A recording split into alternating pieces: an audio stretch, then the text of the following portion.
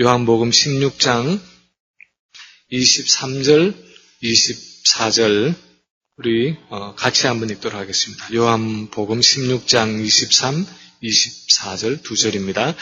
그날에는 너희가 아무것도 내게 묻지 아니하리라. 내가 진실로 진실로 너희에게 이르노니 내가 무엇이든지 아버지께 구하는 것을 내 이름으로 주시리라. 지금까지는 너희가 내 이름으로 아무것도 구하지 아니하였으나 구하라 그리하면 받으리니 너희 기쁨이 충만하리라. 아멘. 가끔씩 제가 설교를 준비하면서 그런 생각을 할 때가 있습니다. 지난 주간에 한 설교를 우리 성도님들이 얼마나 기억을 하실까 하는 생각을 가끔씩 해볼 때가 있습니다. 혹시 지난 주일에 했던 설교 본문이 어디였는지 기억하십니까? 예, 감사합니다. 사도행전 3장에 안전뱅이, 성전 미문에 앉았던 안전뱅이를 베드로와 요한이 일으키는 장면을 우리가 같이 말씀으로 나누었습니다. 지난 주간에 그 나눈 말씀을 통해서 성전 미문에 앉은 안전뱅이가 일어나는 그 사건을 통해서 우리는 이 오순절 성령 강림 사건이 의미하는 것이 무엇인가? 왜 그 많은 기적들 중에서 이 안전뱅이가 일어나는 그 사건을 오순절 성령이 강림하신 이후에 처음으로 기록되는 기적으로 사도행전 3장에서 기록을 하고 있는가 하는 말씀을 같이 나누었습니다. 그것은 첫 번째로는 오순절에 임하신 그 성령은 구약 시대에 오랫동안 예언되었던 하나님의 나라가 임한 것을 보여주는 사건이다. 그렇게 나누었고요. 또한 그것은 그 하나님의 나라가 능력으로 임한 사건, 하나님의 나라가 능력으로 임한 것을 보여주는 사건이다. 그렇게 말씀을 드렸습니다.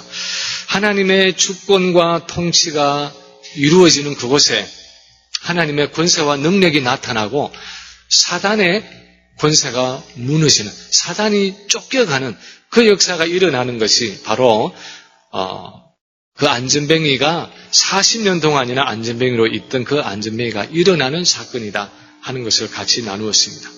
그리고 마지막으로 이미 도래한 하나님 나라의 능력은 예수 그리스도의 이름으로 나타나지는 것이다 하는 말씀을 같이 나누었습니다.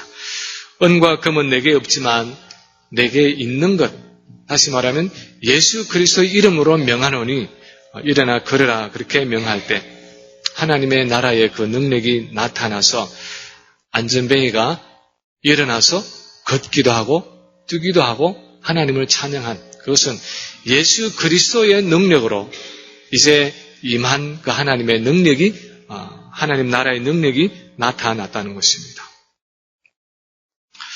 그래서 이 성전 미문에 앉아서 40여 년 동안 안전뱅이로 있었고 또 그곳에 구걸을 하던 이 안전뱅이가 일어나 걷는 사건은 바로 오순절에 성령이 임하심으로 드디어 예수 그리스도를 통해서 하나님 나라의 능력이 나타나는 새로운 시대가 왔다. 그 이전에 없었던 하나님 나라의 능력이 나타나지는 새로운 시대가 도래했다 하는 것을 이 안전뱅이 사건이 우리에게 보여주었습니다.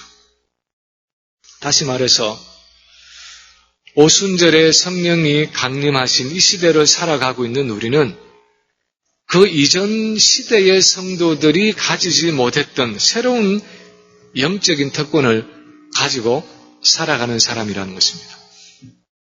저를 비롯해서 여러분들도 다 오순절 이후를 살아가는 우리 모두는 그 전 세대가 가지지 못했던 새로운 그런 영적인 특권을 가지고 살아가는 사람들이라는 것입니다. 오늘 우리가 함께 읽은 이 요한복음 16장의 말씀은 그 영적인 특권 가운데서도, 그러니까 오순절 성령 강림 이후로 우리가 가지고 있는 그 많은 영적인 특권들 가운데서도 좀 더 구체적으로 기도의 특권에 대한 말씀을 우리에게 해주고 있습니다. 물론 오늘 이 본문의 말씀, 요한복음의 말씀은 아직도 성령이 강림하시기 전에 예수님이 이 지상에 계실 때에 주셨던 말씀이지만 그 내용은 오순절에 성령이 임하실 때에 그들이 가지게 될 이 제자들과 그 이후에 그리스도인들이 가지게 될 새로운 기도의 특권에 대해서 말씀을 하고 있는 내용입니다. 우리는 이 예수님의 말씀의 의미를 좀 더 분명하게 이해하기 위해서 몇 가지 본문에 나타나는 이 구절들을 가지고 세 가지 개념을 좀 더 구체적으로 생각할 필요가 있습니다. 첫째는 23절에 나타나는 그날에는 하는 단어입니다. 우리 한번 23절을 다시 한번 같이 읽겠습니다. 그날에는 너희가 아무것도 내게 묻지 아니하리라. 내가 진실로 진실로 너희에게 이르노니 너희가 무엇이든지 아버지께 구하는 것을 내 이름으로 주시리라. 제자들이 이제는 아무것도 예수님께 물을 필요가 없는, 예수님께 묻지 않고도 내면적으로 그 진리를 이해하게 되는 그날 하는 것은 예수님이 십자가에 죽으시고 부활하셔서 이제 성령께서 이 땅에 강림하시는 그때를 말하고 있습니다. 진리의 영이 되시는 성령이 이 땅에 오셔서 우리 안에 거하실 그때는, 오순절에 성령이 오셔서 이제는 우리 안에 내재하실 그때는 예수님이 제자들에게 가르치신 그 많은 진리의 말씀들, 예수님 당시에는 이해하지 못하고 있던, 이해할 수 없었던 그 많은 진리의 말씀들을 너희가 이제는 그 내재하시는 성령의 도우심으로 이해하게 될 것이다. 분명하게 깨닫게 될 것이다. 그렇게 말씀을 하고 계십니다. 그러면서 예수님은 그분의 구속사역이 완성되고 그 구속사역의 열매로 오시는 이 오순절의 성령 강림 사건은 기도 응답에 있어서도 어떤 변화를 이루는 그런 이 분수령을 이루는 사건이 될 것이라고 말씀하고 있습니다. 사실 오순절 사건 이전에도 구약시대의 성도들은 하나님께 기도를 드려왔습니다. 오순절 전에도 아주 오랫동안 구약시대의 성도들이 기도를 드려왔던 것을 우리가 성경을 통해서 볼 수 있습니다. 그런데 아직 예수님이 구속사역을 완성하시기 전에 구약시대의 성도들이 드렸던 이 기도라는 것은 신약시대의 오순절 이후에 성도들이 드리는 기도와는 질적으로 차이가 있다는 것입니다. 만약에 그걸 좀 우리 시대에 이해하기 쉬운 비유로 말한다면 아마 축업을 미리 가불해 가는 것과 비슷하다고 말할 수 있습니다. 여러분 중에는 이 종업원들을 두고 일하시는 분도 계시고 또 다른 사람의 고용인으로 일하는 분도 계실 텐데 때로는 너무 상황이 다급해서 내가 아직 그 주를 다 마치지 않았지만 아직 2시간이든 1주간이든지 일을 다 끝내지 못했지만 내가 주급을 미리 받아가야 할 상황이 생길 수 있습니다. 그랬을 때에 주급을 미리 받아가는 사람은 그 주급을 달라고 사실 강하게 요청할 권리가 없습니다. 내가 일을 다 마치고 받아가는 주급은 내가 강하게 요청할 권리가 있습니다. 왜냐하면 내가 일을 마쳤기 때문에 당연히 주인에게 요청을 해야 하고 주인은 그것을 내주어야 하는 것입니다. 그러나 내가 아직 일을 마치지 못한 가운데서 미리 가불해 가는 이 돈이라는 것은 사실 거의 전적으로 주인의 마음에 달려 있습니다. 주인이 어떻게 생각을 하느냐에 따라서 주인이 얼마나 내 사정을 잘 이해를 해주고 배려를 해주느냐에 따라서 그 가불을 실제로 할 수도 있고 못할 수도 있습니다. 만약에 성경적인 용어로 쓴다 하면 주인의 자비와 긍휼에 달려있다, 그렇게 말할 수 있습니다. 그것처럼 이 구약시대의 성도의 기도라는 것은 아직도 오시지 않은 메시아, 아직도 이루어지지 않은 그 구속사역을 예표적으로 바라보면서 하나님께 기도하는 것이기 때문에 그것은 그리스도 안에서 자기가 얻을 영적인 특권에 대한 가부를 신청하는 것입니다. 예수님이 먼 장래에 오셔서 이루실 그 구속사역을 바라보면서 미리 하나님께 내가 기도를 통해서 나의 필요한 것을 요청하는 것입니다. 그렇기 때문에 전적으로 하나님의 자비와 긍휼에 의지할 수밖에 없는 것이 구약시대, 이 오순절 전에 성도들의 기도였습니다. 하나님이 구하라고 말씀을 하셨지만 그것은 허락될 수도 있고 또 경우에 따라서 허락되지 않을 수도 있는 그 응답이 전적으로 하나님의 자비와 긍휼에 달려있는 기도였습니다. 그래서 응답해 주실 것이라는 분명한 확신을 가지고 기도할 수가 없었던 것이 사실은 구약시대의 성도들의 기도였습니다. 바울은 로마서 8장에서 그것을 종의 영을 가지고, 다시 말하면 종의 마음과 자세를 가지고 기도하는 것과 그 다음에 그것과 대조적으로 아들의 영, 아들의 마음을 가지고 기도하는 것으로 그렇게 대조해서 설명을 하고 있습니다. 종이 주인에게 무엇을 구할 때는 그것은 당연히 주어지는 것이 아니라 주인의 자비로움과 긍휼에 달린 일입니다. 주인이 만약에 주지 않는다고 해도 사실은 종은 할 말이 없는 것입니다. 그리고 혹시 책망을 받거나 또 쫓겨날 수도 있는 것이 종의 신분이기 때문에 주인이 no, 안 돼, 그렇게 말하면 사실 종으로서는 너무 강하게 요구할 수도 없고 너무 지속적으로 반복해서 요구할 수도 없는 것이 종의 신분이고 종의 처지입니다. 그렇지만 아들은 다르다는 것입니다. 아들이 아버지에게 아바 father, 아버지 하면서 이 구할 때는 아들의 신분이라는 어떤 특권을 가지고 구하는 것입니다. 특히 아들은 아버지의 사랑에 호소하기도 하지만 아버지의 그 상속권을 가지고 있기 때문에 법적으로 아버지의 재산을 청구할 수 있는 권한이 있는 것입니다. 그래서 아들은 아버지의 사랑에 호소해서 그리고 아들이라는 자기의 신분에 근거해서 아버지에게 확신을 가지고 담대하게 그렇게 요청할 수가 있는 것입니다. 그런 의미에서 이 아들의 요청이라는 것과 종의 요구라는 것은 서로 비교할 수가 없는 것입니다. 그런데 오순절에 성령이 강림하신 이후에 성도의 기도라는 것은 이미 이루어진 그 예수 그리스도의 구속 사역에 근거한 것이기 때문에 그것은 이미 예수 그리스도 안에 이미 내가 소유하고 있는 것에 대한 그 영적인 특권에 대한 청구이고 요청이라는 것입니다. 그래서 만약에 우리가 하나님께 기도할 때에 예수님이 오신 그 오순절 성령 강림 사건 이후에 우리가 기도할 때에 우리의 기도가 육신의 정력으로 쓰기 위해서 잘못 구하는 것이 아니라면 물론 그 응답의 시기와 방법은 전적으로 하나님께 달려 있지만 우리가 그것을 요구할 수 있는 권리를 가지고 아주 당당하게 요청할 수 있는 것이 오순절 이후에 신약시대를 사는 성도의 기도라는 것입니다. 믿으십니까?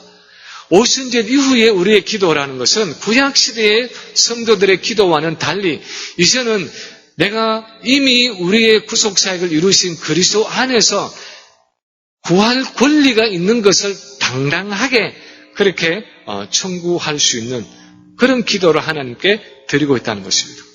그래서 요한 이 사도의 말한 요한일서 5장의 말씀을 보면 그를 향하여 우리의 가진 바 담대한 것이 이것이니 그의 뜻대로 무엇을 구하면 들으심이라. 우리가 무엇이든지 구하는 바를 들으시는 줄을 안즉 우리가 그에게 구한 그것을 어떻게 해요? 얻은 줄을 우리가 아느니라. 그렇게 말하고 있습니다. 기도 응답이 얼마나 확실한지 우리가 그것이 하나님의 뜻에 어긋나는 것이 아니라면 우리가 구한 그것을 얻을 줄을 아는, 미래형이 아니라 얻은 줄을 아느니라 하는 완료형을 쓰면서 그만큼 우리가 그 기도 응답을 확신하고 그렇게 담대하게 하나님께 요청하고 구할 수 있다는 것입니다. 그것이 예수님이 비유해서 우리가 얼마 전에 한두 달 전에 그 밤중에 찾아온 친구의 그 비유에서 강청하는 기도를 가르치신 이유입니다. 끝까지 구하고 찾고 문을 두드릴 때 하나님은 아버지로서 반드시 그 기도를 들으신다는 것입니다. 그런데 어쩌면 우리는 아직도 어쩌면 구약 시대의 성도와 같은 마음으로 우리의 기도 생활을 하고 있는지 모릅니다. 어쩌면 아직도 우리는 아들인데도 분명히 아들이라는 그 신분을 가지고 있는데도 마치 우리가 여전히 종인 것처럼 그렇게 하나님 앞에 나가서 기도할 때가 있다는 것입니다. 하나님이 내 기도를 진짜 들어주실려나 안 들어주실려나 들어주실지 들어주지 않을지 확신이 없는 가운데서 그냥 막연하고 소극적인 마음으로 기도할 때가 있다는 것입니다. 그러나 오늘 본문에서 주님이 가르치시는 것은 그날에는 다시 말하면 예수님의 구속 사역이 완성되고 오순절에 성령이 임하실 때는 그날에는 너희가 무엇이든지 아버지께 구하는 것을 내 이름으로 주시리라 하면서 그날에는 기도 응답의 확신을 가지고 하나님 앞에 나와서 무엇이든지 기도하라고 말씀하고 있는 것입니다. 둘째, 우리가 오늘 본문에서 또한 보아야 할 한 구절은 23절과 24절에 나오는 내 이름으로 하는 단어입니다. 23절에 보면 너희가 무엇이든지 아버지께 구하는 것을 내 이름으로 주시리라 그렇게 말씀을 하고 있고 24절에서는 지금까지는 너희가 내 이름으로 아무것도 구하지 아니하였으나 구하라 그리하면 받으리니 너희 기쁨이 충만하리라 그렇게 말씀하셨습니다. 다시 말해서 지금까지는 예수님의 제자들이 예수 그리스도의 이름으로 아무것도 구한 적이 없었지만 그날에는 다시 말하면 오순절에 성령이 오실 때는 이제는 예수 그리스도의 이름으로 무엇이든지 구하라는 것입니다. 그러면 하나님이 그 주님의 이름으로 기도를 응답해 주시겠다는 말입니다. 사실 우리가 지난 주일에 다루었던 이 사도행전 3장에 베드로가 안전뱅이를 일으킬 때의 그 베드로의 말을 살펴보면 은과 금은 내게 없거니와 내게 있는 것으로 내게 주노니 나사렛 예수의 이름으로 일어나라 하는 이것은 다름 아닌 예수 그리스도의 이름으로 기도한 것이고 하나님은 예수 그리스도의 이름으로 그 베드로의 기도를 응답해 주신 것입니다.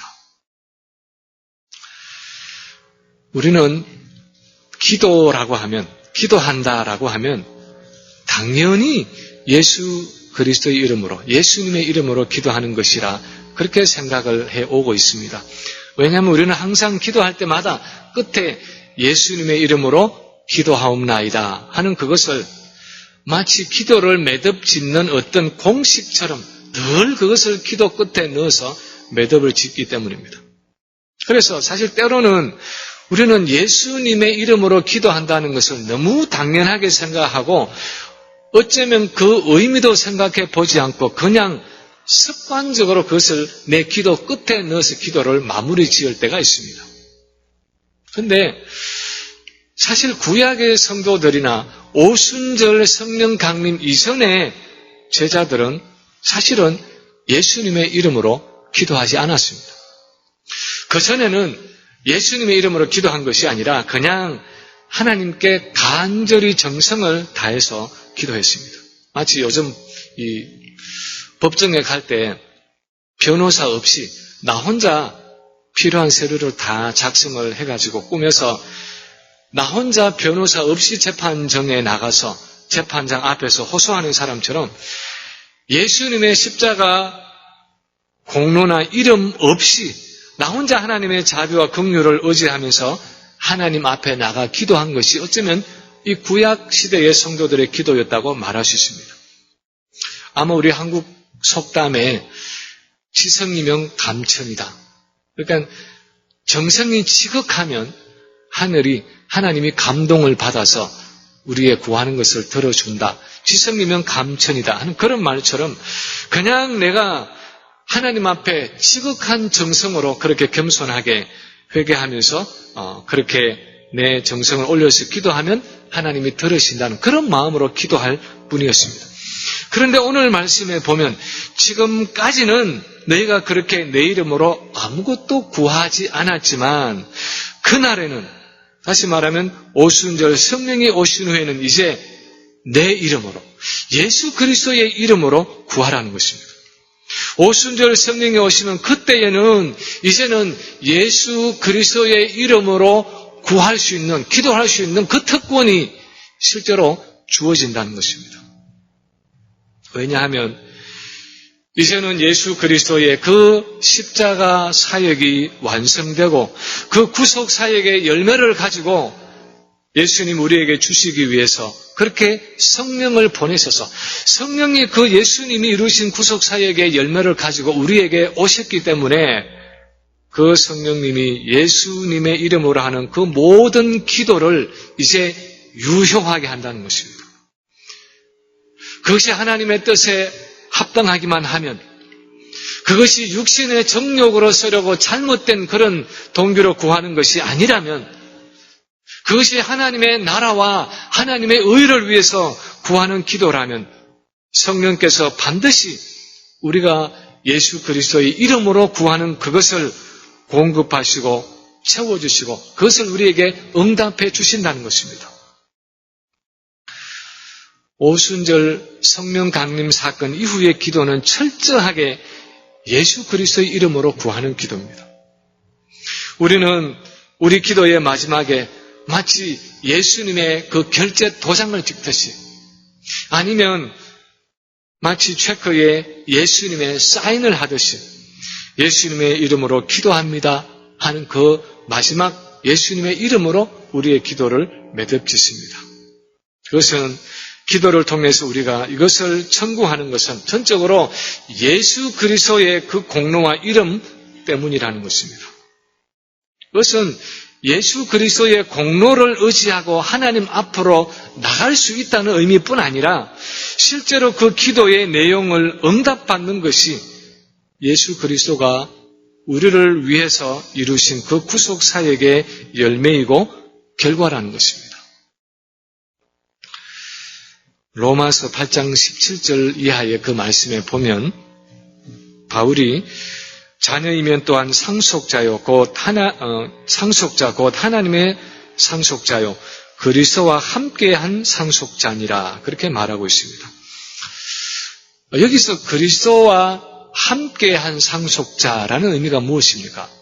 그것은 그리스도의 공동상속자다 하는 의미입니다.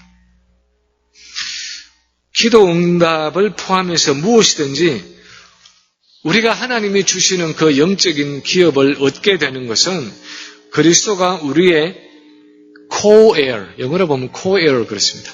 공동상속자가 되었기 때문이라고 말씀을 하고 있습니다. 예를 들어서 우리가 이 뱅크 어카운트를 오픈할 때에 부부가 있어서 내 개인적으로 따로따로 뱅크 어카운트를 열 수도 있지만 부부가 같이 공동 명의로 이 조인트 어카운트를 열 때가 있습니다. 그런 경우에 예를 들어서 두 사람 중에 한 사람은 예를 들어서 아내는 전혀 일을 하지 않고 아내는 한 번도 은행에 돈을 디파짓한 적이 없어도 남편이 디파짓을 해놓아서 밸런스가 남아있으면 아내는 언제든지 그냥 사인을 해서 그 돈을 찾아 쓸 수가 있습니다. 왜 그렇습니까?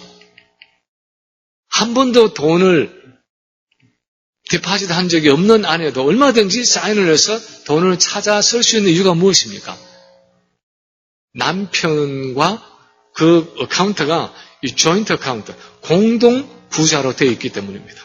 남편과 공동 명의로 되어 있기 때문입니다.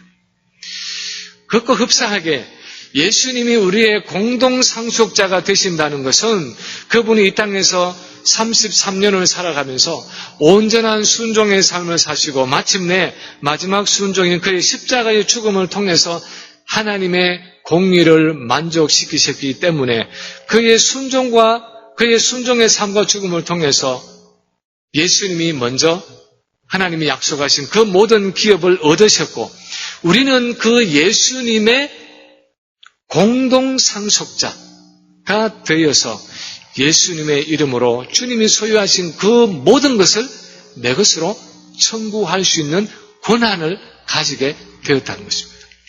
마치 부인이 조인트 어카운트로서 남편이 가진 그 모든 것을 내가 요청할 수 있는 권리를 가지고 있듯이 우리는 예수 그리스도가 가진 그 모든 것을 하나님 앞에 요청할 수 있는 권리를 가진 자가 되었다는 것입니다. 그래서 오늘 본문 23절에서 너희가 무엇이든지 아버지께 구하는 것을 내 이름으로 주시리라. 내 사인이 있으면, 내 결제 도장이 있으면 하나님께서 당연히 주실 것이다. 그렇게 말씀하고 있는 것입니다. 우리가 무엇을 구하든지 그것이 하나님의 뜻에 합당하기만 하면 예수 그리스도의 이름으로 응답해 주신다는 것입니다. 요한복음 14장 12절 이하에서 주님이 이렇게 말씀하셨습니다. 좀 놀라운 말씀이지만 때로는 너무 황당하지 않은가 싶은 말씀이지만 주님이 그렇게 실제로 말씀을 하셨어요. 내가 진실로 너희에게 이르노니 나를 믿는 자는 내가 하는 일을 그도 할 것이요 또한 그보다 큰 일도 하리니 내가 아버지께로 감이라. 너희가 내 이름으로 무엇을 구하든지 내가 행하리니 이는 아버지로 하여금 아들로 말미암아 영광을 받으시게 하려 함이라. 내 이름으로 무엇이든지 내게 구하면 내가 행하리라. 그렇게 말씀하셨습니다. 내가 아버지께로 간다 하는 것은 예수님께서 성부 하나님께로 가셔서 이제 약속하신 성령을 우리에게 보내신다 하는 말입니다. 다시 말해서 예수님이 가셔서 그의 구속사역의 열매인 성령을 보내시고 나서는 우리가 예수님의 이름으로 구할 때 하나님은 그 예수님의 이름으로 사인된 체크를 존중하시듯이 그렇게 예수님의 이름을 존중하셔서 우리의 구하는 것을 무엇이든지 주신다는 것입니다. 그래서 오순절 성령 강림 이후에 우리의 기도라는 것은 종이 주인에게 빌면서 간청하는 그런 응답이 불확실한 기도가 아니라 마치 아들이 아버지에게 구하는 것처럼 마치 고객이 자기 체크에 사인을 해서 뱅크의 텔러에게 갖다 주면은 그 은행에서는 반드시 그 돈을 내주어야 하는 것처럼 응답의 확신을 가지고 기도할 수 있는 그런 것이 오순절 이후를 살아가는 우리 성도의 기도라는 것입니다. 그것이 오순절 이후에 우리가 그리스도 안에서 가지고 있는 기도의 특권이라는 것입니다. 세 번째로 또한 우리가 오늘 본문에서 살펴볼 또 한 단어는 23절에 무엇이든지 하는 단어입니다. 내가 무엇이든지 아버지께 구하는 것을 내 이름으로 주시리라. 그렇게 23절에서 말씀하고 있고 24절 마지막에는 구하라 그리하면 받으리니 너희 기쁨이 충만하리라. 그렇게 말씀하고 있습니다. 만약에 하나님의 뜻에 어긋나는 기도의 제목이 아니라면 만약에 내가 육신의 정욕으로 쓰려고 잘못된 동기를 가지고 구하는 것이 아니라면 하나님께 구하는 것은 무엇이든지 예수 그리스도의 이름으로 주신다는 것입니다. 사실 이 무엇이든지 하는 이 단어는 기도하는 우리를 향하신 그 하나님의 마음을 나타내는 말입니다. 마치 아버지가 사랑하는 아들이 내가 너무너무 사랑하는 내 눈에 넣어도 아프지 않을 그 아들이 요구하는 것은 그것이 정말 구하는 목적과 동기가 잘못된 것만 아니라면 무엇이든지 주기를 원하는 그 아버지의 마음을 담고 있는 것이 사실 오늘 본문에 무엇이든지 하는 이 단어의 의미입니다. 사실 이 마음은 원래 하나님이 예수님을 향해서 가지고 계시던 마음이었습니다. 예수님이 요단강에서 세례를 받고 올라오실 때에 하늘 문이 열리고 하늘에서 성령이 비둘기같이 임하시면서 그 열린 하늘에서 하나님의 음성이 들렸습니다.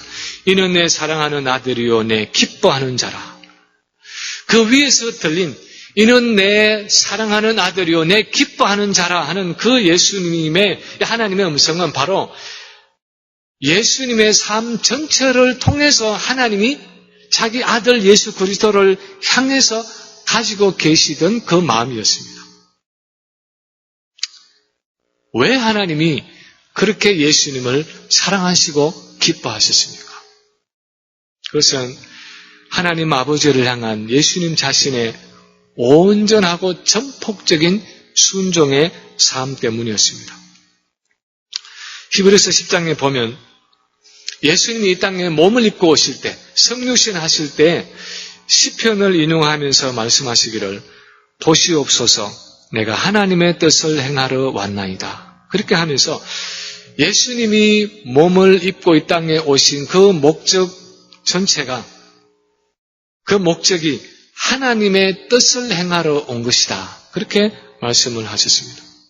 그래서 요한복음 4장에 보면 예수님이 사마리아 성을 지나가다가 만난 그 수가성의 그 여인과 대화가 끝나고 나서 제자들이 음식을 가지고 마을에서 나왔을 때에 그렇게 말씀하셨습니다.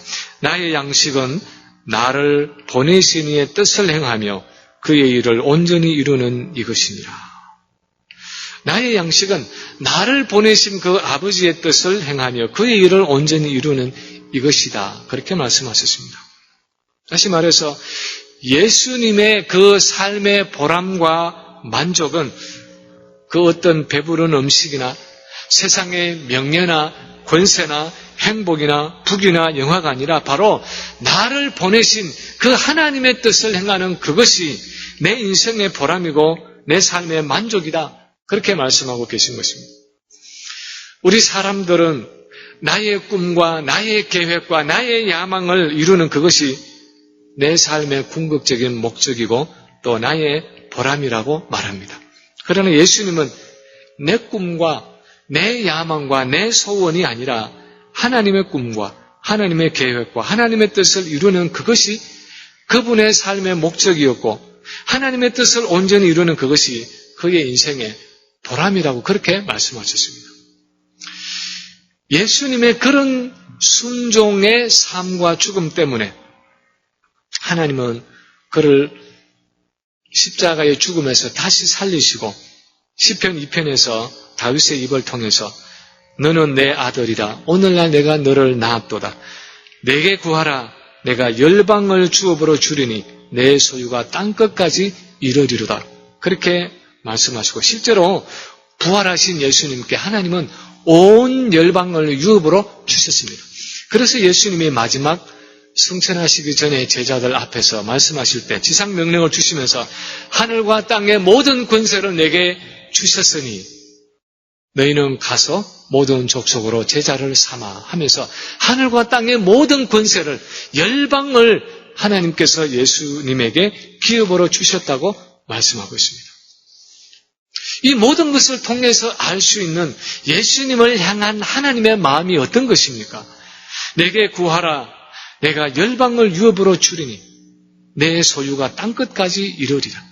내게 구하기만 해라. 내가 온 열방이라도 내게 줄 것인데 내 소유가 땅끝까지 넘치겠다. 땅끝까지 이르겠다는 그 하나님의 마음에는 예수님이 무엇을 주시든지 그렇게 아낌없이 줄 것이기 때문에 구하기만 하라는 것입니다.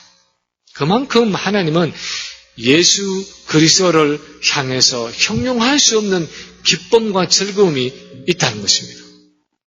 그런데 놀라운 것은 예수님을 향한 그 하나님의 마음이 예수님을 향한 그 하나님의 기쁨과 즐거움이 그 하나님의 풍성하심과 인자하심이 예수 그리스도 안에 있는 우리에게까지 미치고 있다는 사실입니다.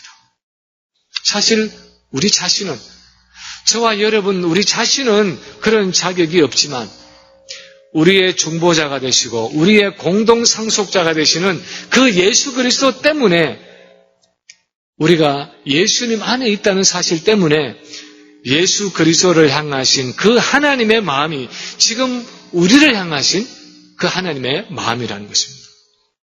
그래서 오늘 본문에서 너희가 무엇이든지 아버지께 구하는 것을 내 이름으로 주시리라 그렇게 말씀하시고, 구하라 그리하면 받으리니 너희 기쁨이 충만하리라 그렇게 말씀하고 있는 것입니다. 그래서 오순절에 성령이 이 땅 위에 오셔서 이제는 우리 안에 거하실 때에 우리 마음속에 하나님의 자녀된 그 마음을 우리에게 주시고, 그래서 우리가 하나님 앞에 아바 아버지, 아빠 아버지라고 그렇게 구할 수 있는 마음을 주시고, 또한 우리의 기도의 연약함을 도우셔서 말할 수 없는 탄식으로 우리를 위해서 간구하시는 그런 기도의 연약함을 도와주시고, 우리가 이제는 하나님을 아빠 아버지, 아바 파더 그렇게 부르면서 나와서 기도할 수 있는 담대한 그 마음을 우리에게 성령을 통해서 공급해 주신다는 것입니다. 그러므로 오순절에 오신 그 성령의 오심은 우리의 기도에 있어서도 새로운 시대를 열어주셨다는 것입니다. 지난 주간에 어떤 분이 동영상 하나를 보내주셔서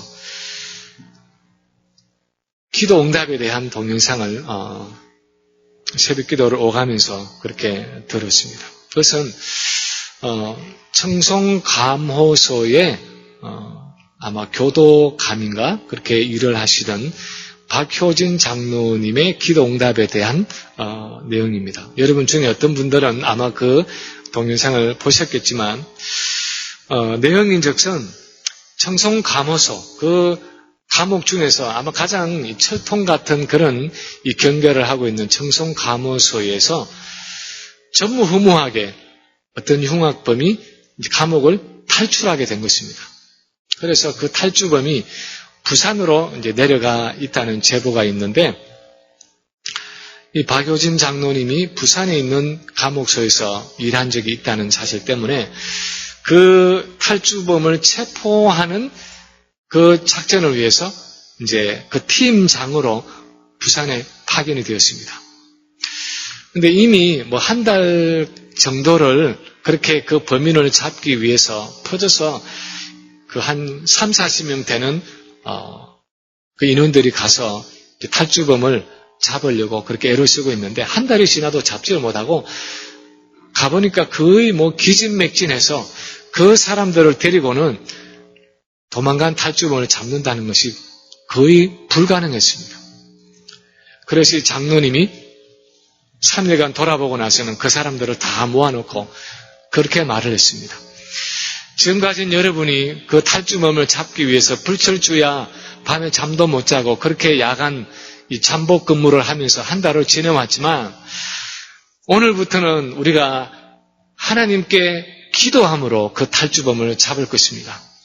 그러니까 지금부터 15일 동안 기도 기간을 정하고 그 탈주범이 지금 도망가 어디 있는지 모르는데 하나님께서 그 탈주범의 마음속에 감동해 주셔서 자수할 수 있는 마음을 주셔서 그 탈주범이 자기 발로 걸어와 자수할 수 있도록 우리가 기도하겠습니다. 그러니까 지금부터 15일 동안 그 탈주범이 자수하도록 우리가 합심해서 기도하겠습니다.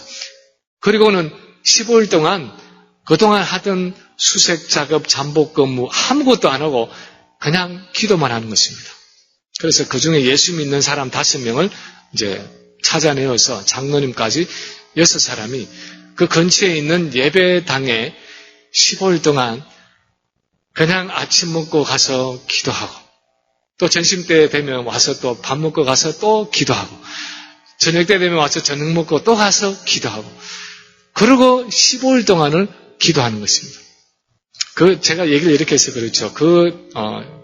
이제 그 동영상을 여러분이 보시면 그분이 아주 실감나게 그렇게 얘기를 하시는데, 그렇게 기도한 지가 열흘이 되고, 이제는 열하루가 되고, 열이틀이 되고, 약속된 정한 15가 가까워지는데, 5사람은 장로님까지 6사람, 이분들은 그냥 날마다 기도하면서 그렇게 기도를 하는데, 지금 예수 안 믿는 이 팀들은, 그 교도관들은 그냥 앉아서 어떻게 되나 보자 하면서 참 비웃는 듯이 그렇게 앉아 있는데, 열흘이 지나고, 열하루, 열이틀, 열사흘이 지나는데, 이 탈주범이 잡힐 생각을 안 하고 있는 거죠. 근데, 그래서 마지막에는, 이제 될 대로 되라. 그냥 어차피 시작한 거고 할 수 없지. 그러면서 마지막까지 기도하고 있는데, 열나흘이 지나고, 15째 되는 새벽 1시가 되었습니다. 근데 이제는 새벽 1시가 되었으니까 다 잠자리에 들려고 이불을 깔고 정리하고 있는 중에 한 통의 전화가 왔습니다. 그 전화를 받는데 그 전화에서 바로 지금 이분들이 15 동안 기도하고 있는 탈주범이 전화를 한 것입니다. 전화를 해서 내가 아무개인데 지금 한 달 이상 그렇게 숨어서 지나는 거 나 지쳤다. 그렇게 말하면서 자기가 자수를 하겠다고 전화를 해온 것입니다. 그것이 15일간 기도하는 15번째 날 새벽 1시에 그렇게 전화가 왔다는 것이죠. 하나님이 그 탈주범의 마음을 감동해 주시기를 기도하면서 15대 동안에 아무것도 하지 않고 기도만 하고 그렇게 하나님께 매달렸는데, 예수 그리스도의 이름으로 한 그 기도를 수많은 사람들이 앉아서 비웃고 어떻게 그런 일이 일어날 수 있겠냐, 기도하는 본인들도 이제 마지막에 돼가니까 아이고 이거는 일어날 수 없는 일이야 하는 그런 마음이 그냥 뒤섞여서 기도를 하고 있는데, 하나님은 신실하게 예수님의 이름으로 하는 그 기도를 그 마지막 날 마지막 시간에 응답해 주셨다는 것입니다. 정말 어떻게 보면 꿈 같은 일이고 정말 그럴까 싶은 일인데, 하나님께서 그렇게 우리의 기도를 응답하신다는 것입니다. 물론 우리의 기도가 다 그렇게 극적으로 응답받지는 않겠지만, 적어도 이런 간증을 통해서 우리가 알 수 있는 것은 예수 그리스도의 이름으로 드려지는 그 기도를 하나님이 외면하지 않으시고, 오늘도 하나님의 살아계심을 보여주시고, 그 예수 그리스도의 이름이 무효하지 않도록, 그 이름으로 드려지는 기도가 유효하도록 성령으로 역사해 주신다는 사실입니다. 이제 말씀을 마칩니다. 오순절에 성령이 강림하신 이후에 우리는 그 어느 시대보다도 기도 응답의 특권을 누릴 수 있는 시대를 저와 여러분이 살아가고 있습니다. 구약의 그 어떤 성도도 지금 우리가 가지고 있는 그 기도의 특권을 가지지 못했습니다. 여자가 낳은 자 중에 가장 큰 사람이라 말하던 그 세례 요한조차도 오순절 성령 강림 이후에 우리 성도들, 아주 작은 성도보다도 영적인 특권을 더 많이 누리지 못했습니다. 우리는 가장 큰 자라고 말하던 요한보다도 더 큰 기도의 특권을 가지고 살아가는 사람들입니다. 하나님은 오늘도 예수님 때문에 우리를 향해서 어쩔 줄 몰라 하는 마음을 가지고, 너는 내 사랑하는 아들이요, 너는 내 사랑하는 딸이요, 내 기뻐하는 자다, 무엇이든지 내게 구해라, 내가 열방을 유업으로 주겠다, 그렇게 말씀하시면서 우리의 기도를 기다리고 계신다는 것입니다. 예수 그리스도의 이름으로 구할 때 그분은 우리에게 아낌없이 주기를 원하는 아버지로 우리의 기도를 기다리신다는 것입니다. 우리가 내 육신의 정욕을 따라서 구하지 않고 그분의 기쁘신 뜻을 따라서 구할 때 하나님은 우리의 기도를 응답해 주시기 위해서 기다리고 서 계시는 분입니다. 오늘 본문에서 주님은 구하라, 그리하면 받으리니 너희 기쁨이 충만하리라, 그렇게 말씀하고 계십니다. 오늘도 우리가 기도하기 위해서 하나님 앞에 나아갈 때 이 하나님의 마음을 품고 이 하나님의 마음을 알고 나아갈 수 있기를 바랍니다. 하나님은 기도 응답에 인색한 분이 아니라 우리에게 주지 못해서 그렇게 안타까워하시는 분입니다. 우리에게 준비가 되어 있고 우리가 감당할 능력만 있다면, 우리가 순종하고 헌신하는 가운데 있기만 하면은 하나님은 무엇이든지 구하는 대로 우리에게 주기를 원하시는 분입니다. 그것이 오늘 본문에 나타나 있는 주님의 약속입니다.